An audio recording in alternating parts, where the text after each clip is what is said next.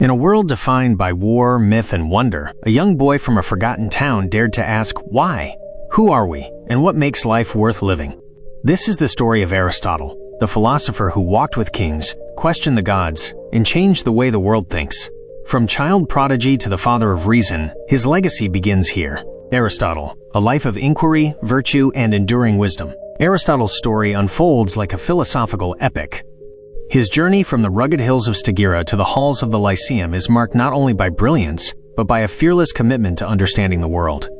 Born in 384 BCE, Aristotle lived during a time of political turbulence and intellectual flowering, yet he carved out a path that transcended his era and still echoes today. Childhood in Stagira, where wonder began. In the seaside town of Stagira in northern Greece, Aristotle was born to Nicomachus and Phaestus.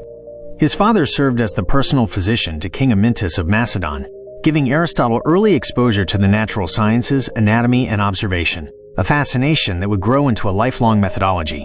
Tragically, he lost both parents at a young age and was placed under the care of a guardian named Proxenus.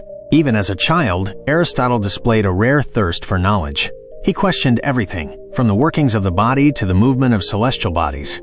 His upbringing wasn't cloistered in mythology but anchored in reason, thanks to his father's scientific profession.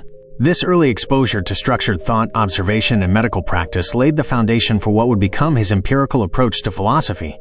Learning under Plato, the student who questioned the teacher. At just 17, Aristotle traveled to Athens, then the intellectual capital of the ancient world, to study at Plato's academy. There, he immersed himself in the teachings of one of the greatest minds in history. For nearly 2 decades, Aristotle learned, questioned, debated, and grew. Plato favored idealism, believing in perfect forms that existed beyond the physical world. Aristotle, however, found this theory abstract and unconvincing. Instead, he gravitated toward tangible experience and reasoned that the essence of things could be understood through observation, categorization, and logic. This divergence didn't result in animosity. Rather, it planted the seeds of Aristotle's unique philosophical identity. While Plato shaped the metaphysical blueprint, Aristotle would offer the tools for practical understanding, developing early logic systems and methods of inquiry that would shape science itself. Educating Alexander, planting ideas in a future conqueror. Following Plato's death, Aristotle didn't inherit leadership of the academy, perhaps because of his contrarian views. Instead, he left Athens and accepted an invitation from King Philip II of Macedon to tutor his son, Alexander. For several years, Aristotle was the philosophical guide to the boy who would become Alexander the Great.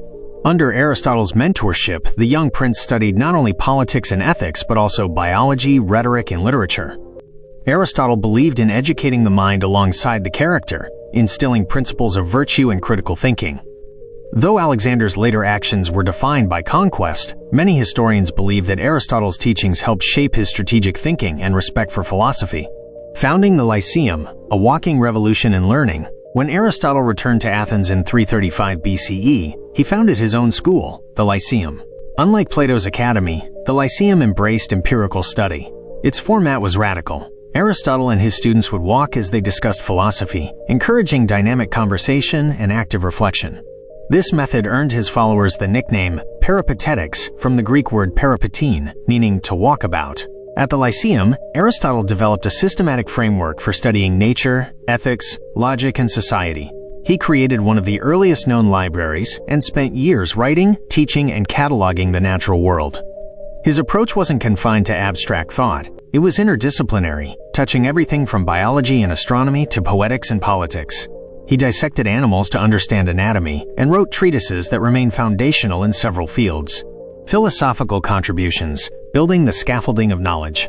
Aristotle's influence reaches into nearly every corner of philosophy and science. Here are some of his most profound contributions, explored narratively. Logic and reasoning. Aristotle pioneered formal logic, introducing the syllogism, a logical structure that forms the foundation of deductive reasoning.